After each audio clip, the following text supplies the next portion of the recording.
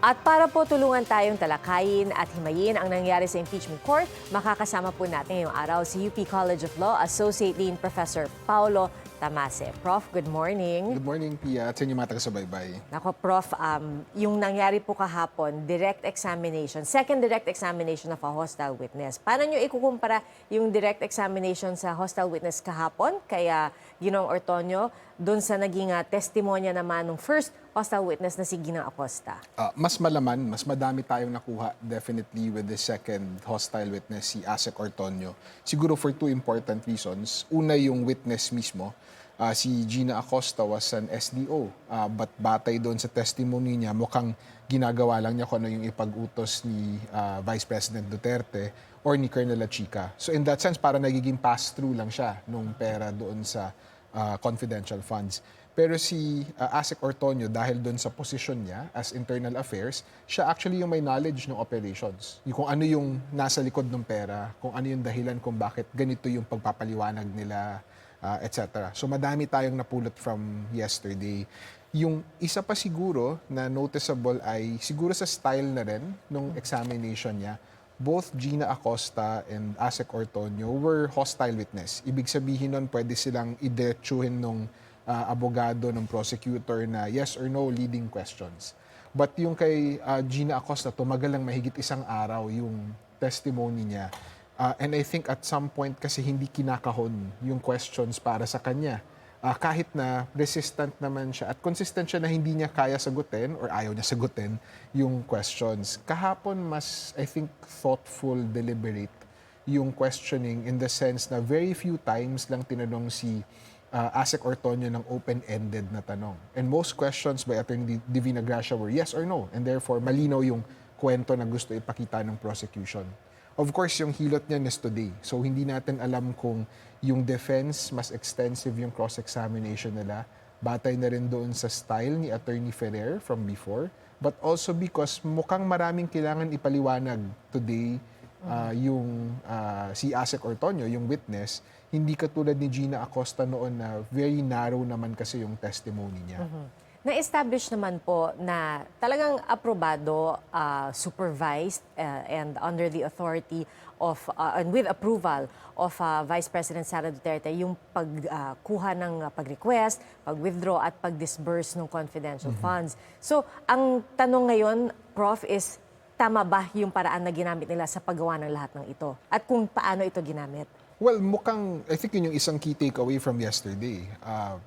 Kino-confirm ni Asek Ortonio yung past observations, whether by the Commission on Audit or by Gina Acosta's own admissions, na may mga problema yung pagsunod, pagtalima nila doon sa joint circular. May mga personnel na parang hindi dapat na pagkatiwalaan ng pondo.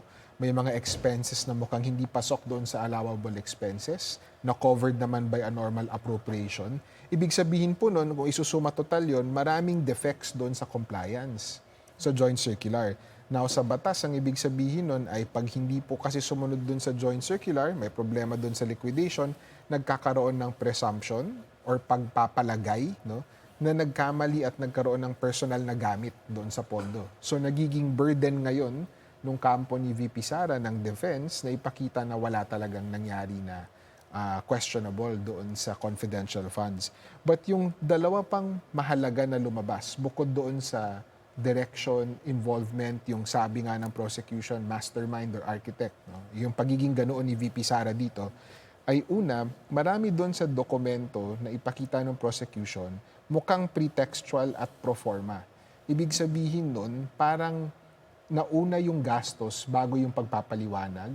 So, nauna munang humingi ng confidential funds bago sila nagsubmit ng plano. Which means humingi muna sila ng pera bago sila nag-isip kung ano yung gagawin. Parang yun yung sinasuggest ng prosecution. Hindi natin alam kung malilinis or mahihilot yan today nung depensa. Yung isa naman ay pro forma. So paulit-ulit yung figures, paulit-ulit yung items, which makes you question, or syempre natural magtanong, seryoso ba tong mga plano na ito?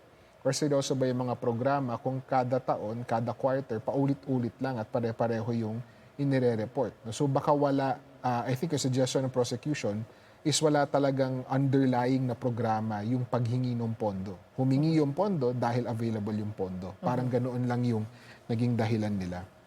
Pwede po ba nating linawin, Prof? Kasi di ba nga ang sabi nila, humingi kayo ng pondo, wala naman kayong attachments dun sa request na kung paano nyo gagamitin or kung para saan gagamitin. Pero na-approve yung pondo kahit wala yung mga attachments na yon, kahit walang paliwanag na ganon. So wala po bang pananagutan or pwede bang gamitin argumento ng depensa na in-approve naman kahit na walang mga attachments? Magandang tanong yan. No? So magkaibang punto yan. Una sa lahat, definitely may pananagutan yung executive department dito. May pananagutan yung DBM at the time, may pananagutan yung Pangulo for approving yung confidential funds. Mas malaking commentary yung naging dito sa kaso na ito, yung ang lalaki nitong mga pondo na ito na sobrang flexible, parang walang underlying na fixed government program or project. So, kung milyon-milyon, daan-daang milyon yung ginagastos para dito, saan talaga pumupunta yung pera? Definitely by approving something na mukhang hindi backed up by proper plans, proper programs, may accountability, may responsibilidad din yung mga opisyal na nakatataas, no, na nag-aproba nun. Iba yun sa issue ng pananagutan ni VP Sara. Kasi dalawang punto yun Kung totoo nga na nagkawaldas or nawala yung confidential funds, una sa lahat, hindi porke oo or papayag yung executive, wala ka ng responsibilidad na sumunod doon sa joint circular.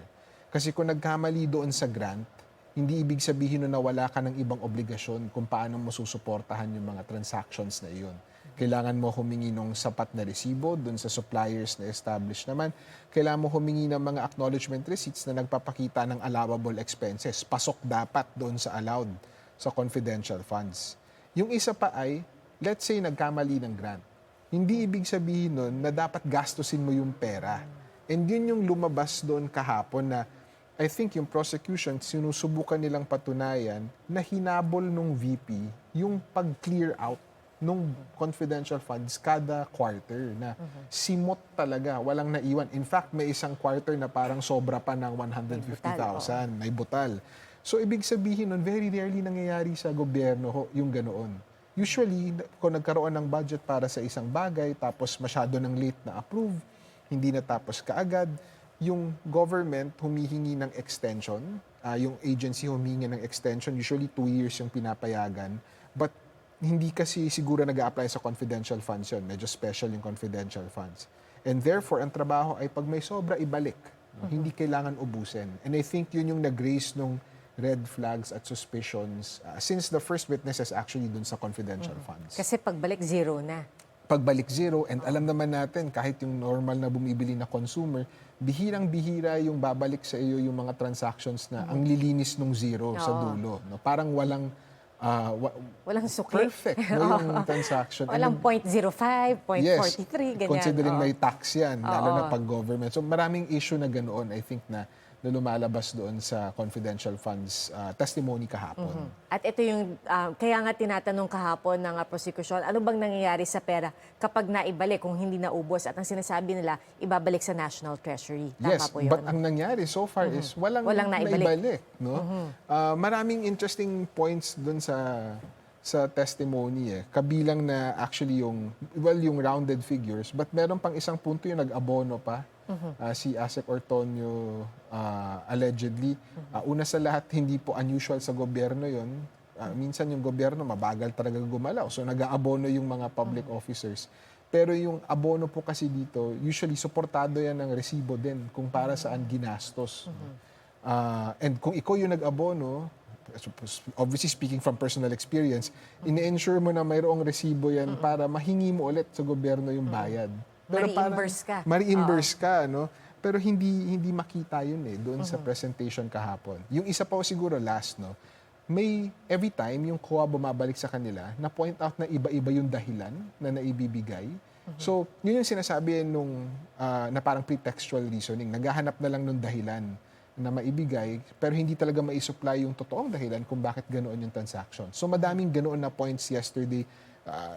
Hopefully nga ma-clean up today kasi sa dami nung nailabas, mas interesting actually to find out kung ano yung palagay ng defense na nakatama sa kanila. Yun yung malalaman natin from the cross-examination.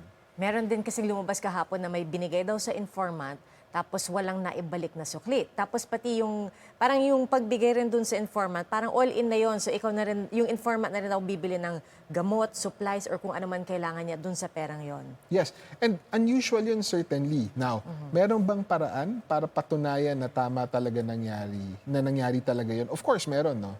But yung isa pa nga na lumabas kahapon is yung documentation nung OVP para dito. Hindi ganoon ka-detailed or hindi ganoon ka-linaw. Nakita din natin yan sa past witnesses. So, paano mo naman ipapaliwanag na binigyan mo ng 150,000? For example, yung isang informant, siya na bahala sa lahat. Aba, wala ba talagang ibabalik na sukli yun?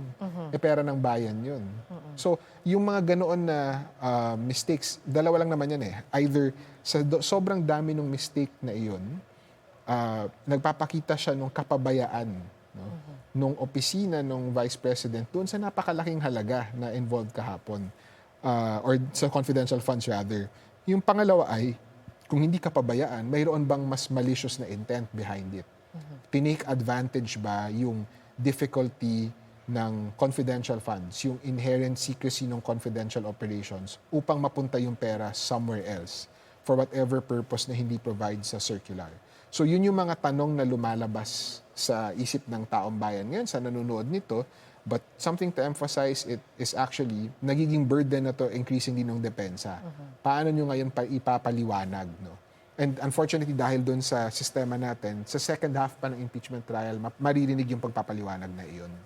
Alright, well Professor, pag-usapan pa po natin ito ng mas mahaba mamaya. Pero ngayon po mga kapuso, bagitin lang po natin na napapanood ang ating live stream ng GMA News Special Coverage, The Vice President on Trial, sa ating YouTube page na youtube.com/@gmanews, pati na sa ating Facebook page na facebook.com/gmanews. At simula po 9:45 na umaga, mapapanood na rin ito sa GTV.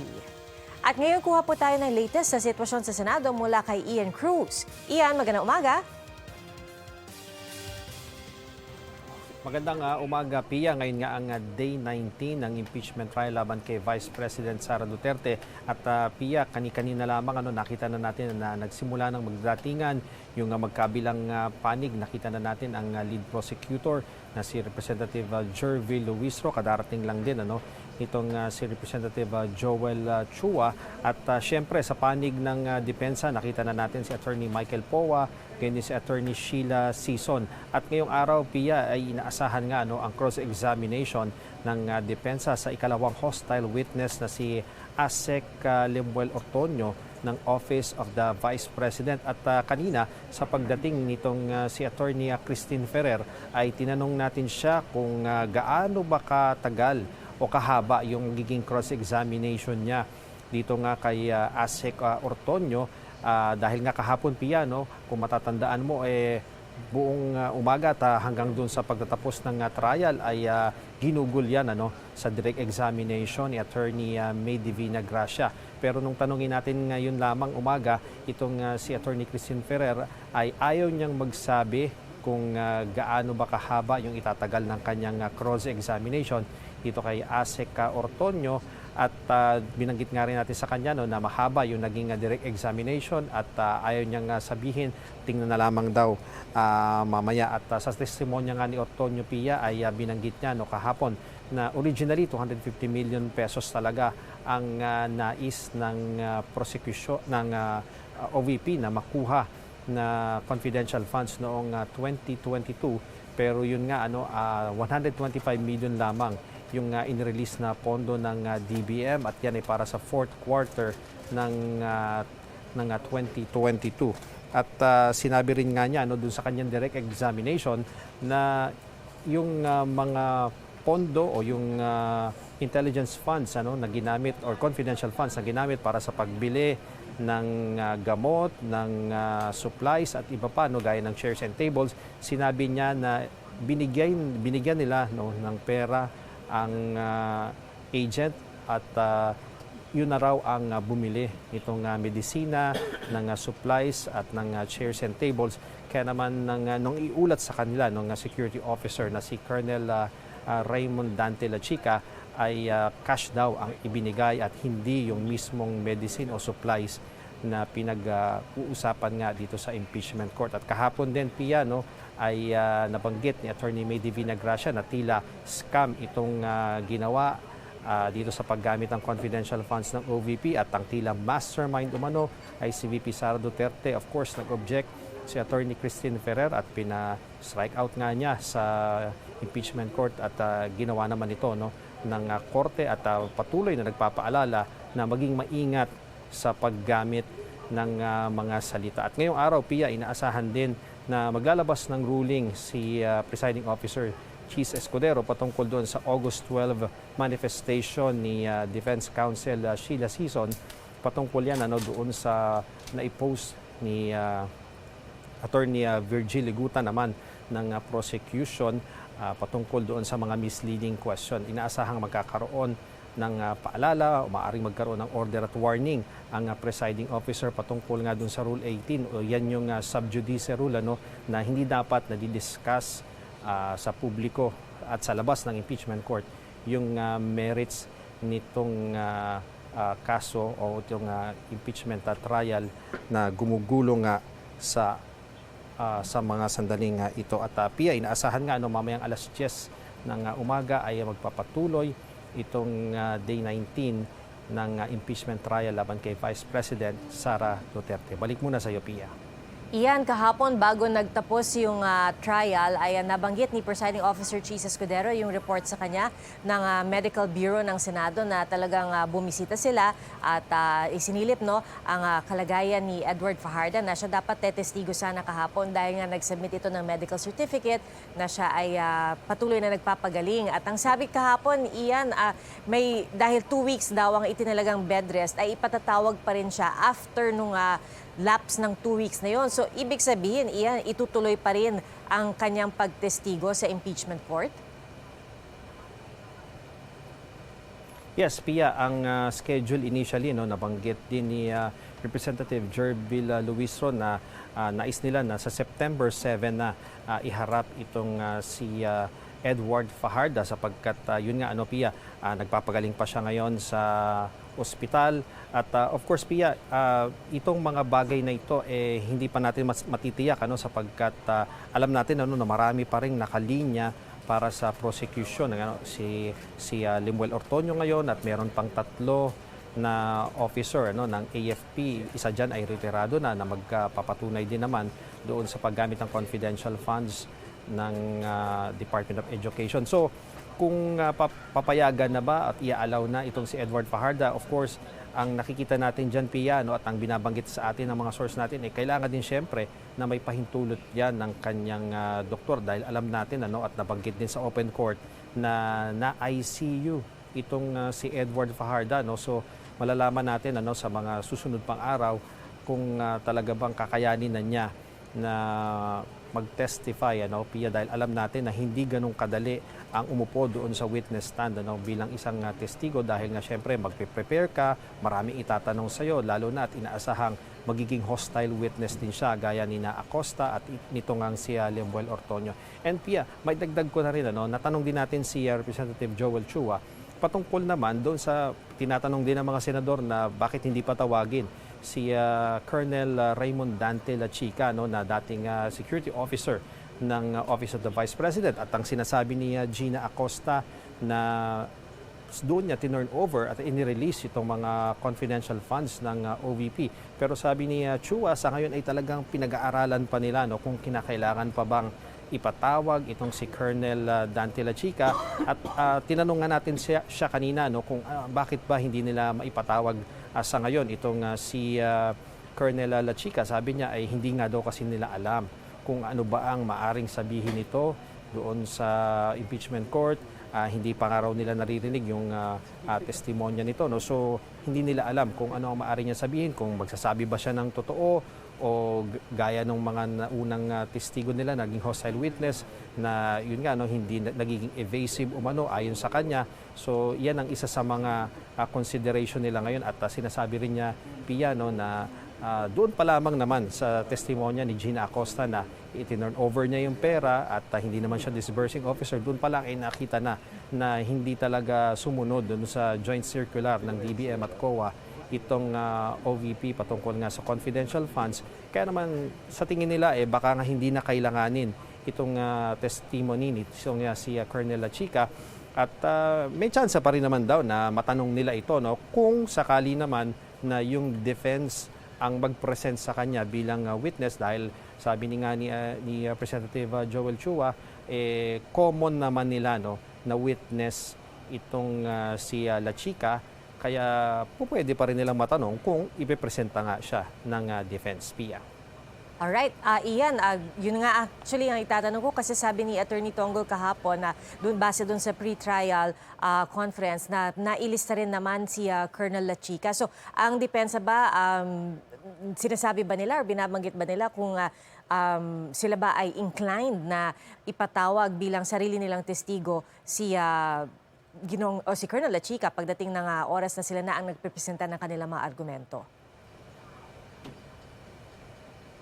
Well, Pia, tulad ng prosecution, tinanong din natin ang defense team sa pamagitan ni Attorney Michael Powa. Ang sinasabi rin niya, Pia, patuloy din nilang pinag-aaralan kung kakailanganin pa rin daw na ipresenta nila itong common witness nga ng prosecution and defense si Colonel Lachica, sapagkat sabi ni Attorney Powa, kung sa tingin nila ay naipaliwanag na nila doon sa mga nauna ring mga testigo yung mga punto na dapat nilang klaruhin, baka hindi rin nga nila ipresenta itong si Lachica. Pero sa ngayon, hindi pa yan din pinalpiyan, gaya sa prosecution. Sila talagang nag-aaral at alam natin may mga strategies talaga ang defense, ganun din ang prosecution. So talagang lahat ng mga steps, even itong pagpipresent ng mga witness, talagang calculated yan, Pia, dahil nga mahalaga para sa magkabilang panig na syempre kung ano yung ilalabas mo, dapat makakapuntos ka doon at hindi makakasama doon sa target na output ng inyong panig, Pia.